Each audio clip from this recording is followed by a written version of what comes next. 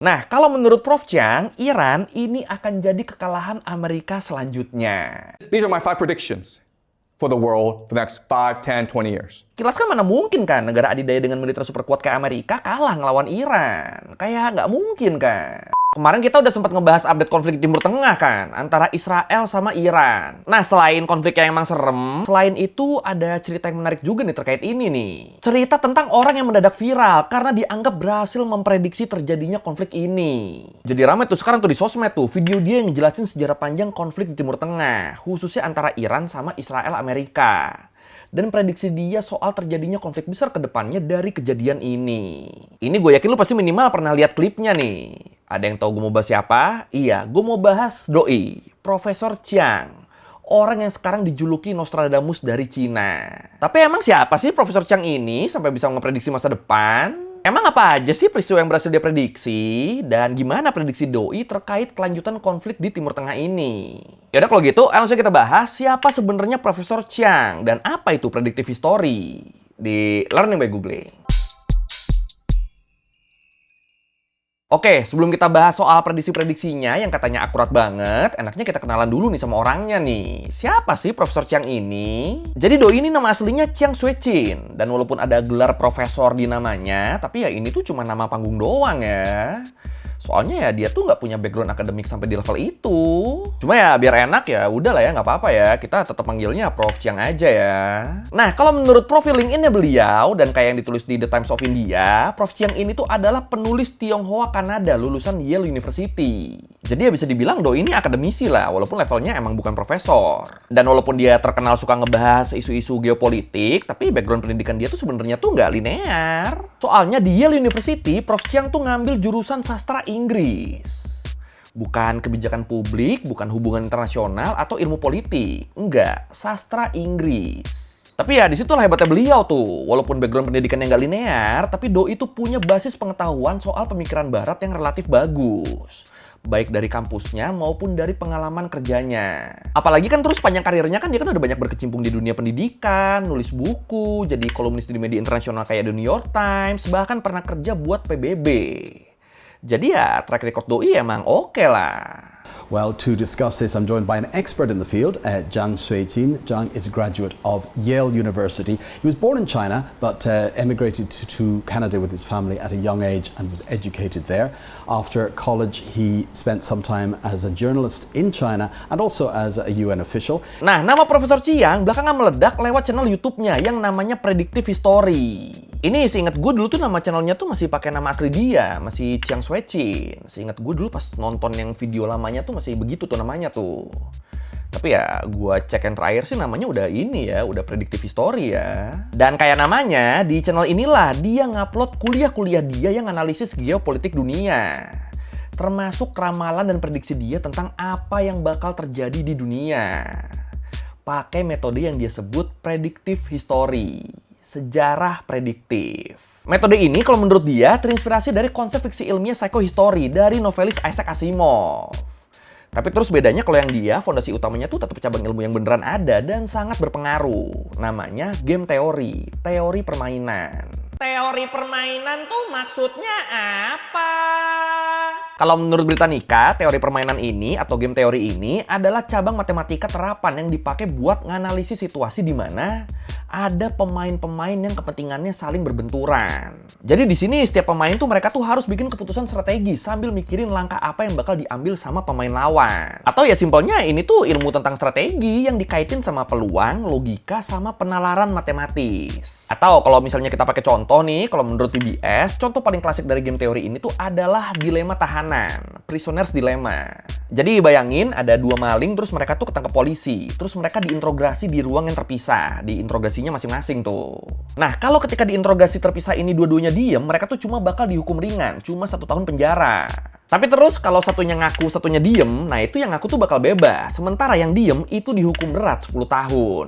Tapi terus lagi kalau dua-duanya ngaku, itu mereka berdua bakal dihukum 5 tahun tuh. Nah, dilema tuh kan. Coba aja bayangin kalau lu jadi salah satu maling itu, lu bakal ngapain? Ya mungkin pilihan terbaik buat lu secara individu ya ngaku. Karena kan dengan ngaku kan ada peluang buat bebas kan. Nah tapi terus kalau dua-duanya mikir kayak gitu, ayo, hasilnya kan malah jadi lebih buruk buat keduanya kan. Ini kan bingung kan, dilema nih. Nah, Profesor Chiang lihat politik global itu persis kayak gitu tuh. Negara-negara adalah pemain, dan mereka selalu berusaha ngambil langkah yang paling nguntungin buat diri mereka sendiri. Berdasarkan kalkulasi untung rugi dan prediksi langkah lawan. Jadi prediksi Profesor Chiang ini tuh bukan hasil nerawang ya, enggak. Tapi hasil analisis mendalam doi tentang siapa aja pemain dalam konflik yang terjadi. Mereka punya kepentingan apa aja, dan apa langkah paling rasional yang kemungkinan besar bakal mereka ambil. Dia perhatiin, dia pelajarin, dia lihat poin-poin itu gimana, di masing-masing negaranya mereka gimana, dan habis itu baru deh dia prediksi tuh. Ya, kalau di dunia game kompetitif, Profesor Chiang tuh bisa dibilang dia tuh analis lah. Dia nganalisis match antar negara di dunia berdasarkan variabel-variabel tadi.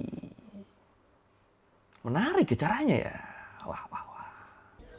If you look at game theories, all games, the people who always win the game, they win because of this formula, which is mass times energy times coordination. Oke, sekarang kita masuk ke bagian utamanya nih, soal prediksi dia, soal hasil analisanya dia. Jadi di salah satu video kuliahnya Doi di bulan Mei 2024, Profesor Chiang tuh sempat bikin analisis soal konflik di Timur Tengah yang ngelibatin Amerika, Israel, dan Iran. Dan di video itu, Profesor Chiang tuh ngeluarin 3 prediksi utama. Donald Trump bakal jadi presiden lagi, terus periode kedua Trump tuh bakal memicu perang besar sama Iran, sama Amerika Serikat bakal kalah perang melawan Iran. Oke, ini kita bahas satu-satu nih ya. Dari yang pertama dulu deh. Ramalan pertama, Donald Trump bakal jadi presiden lagi. Ya, waktu itu kayak kita tahu Amerika tuh kan lagi masuk masa kampanye menuju pemilu presiden kan. Ya, pokoknya kemenangan Trump sebagai presiden tuh masih jauh banget lah waktu itu. Apalagi kan kalau menurut banyak lembaga survei, Trump tuh kan sebenarnya kan nggak begitu dijagoin buat menang kan. Atau ya kalaupun unggul, biasanya tuh angkanya tuh ketat. Tapi Om Chiang dengan metode game teorinya, dia yakin kalau Trump yang bakal menang. Dan ya kita tahu lah hasilnya gimana. Di akhir tahun 2024 prediksi ini kan jadi kenyataan kan. Trump kepilih jadi presiden Amerika Serikat. In this class this semester, I'm making 3 big predictions, right? First is that Trump will win in November. Second is that the United States will go to war against Iran.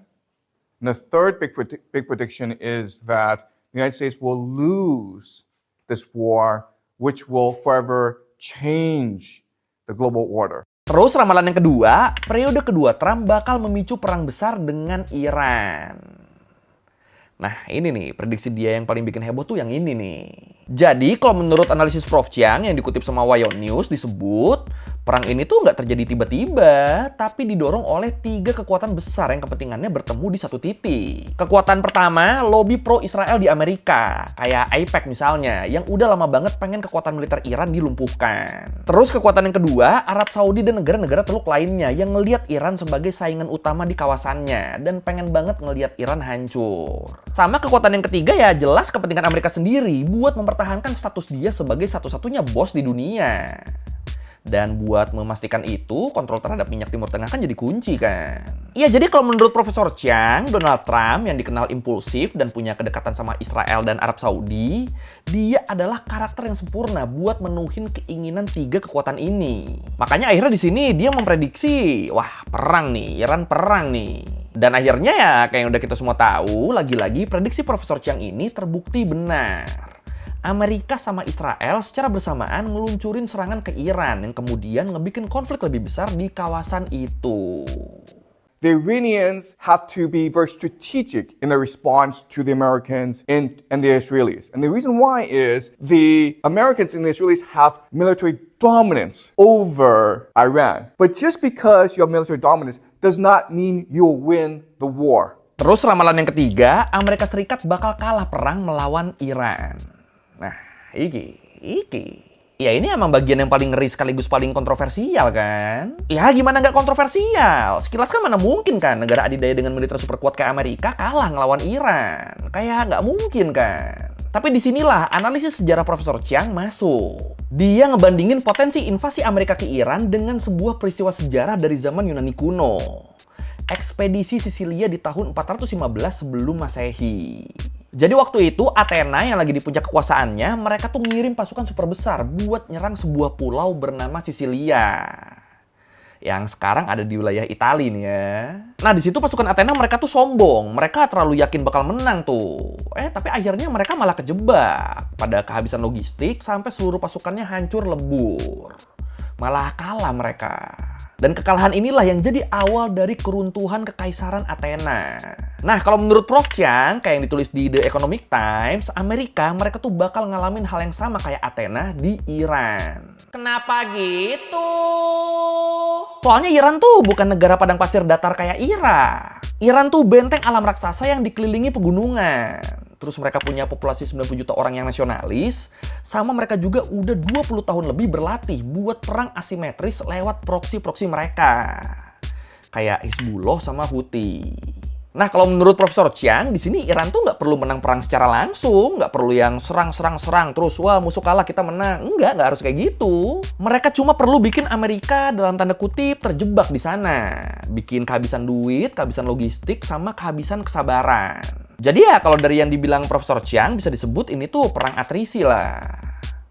Perang atrisi itu perang yang sengaja dibikin berlarut-larut dengan tujuan melemahkan musuh secara perlahan.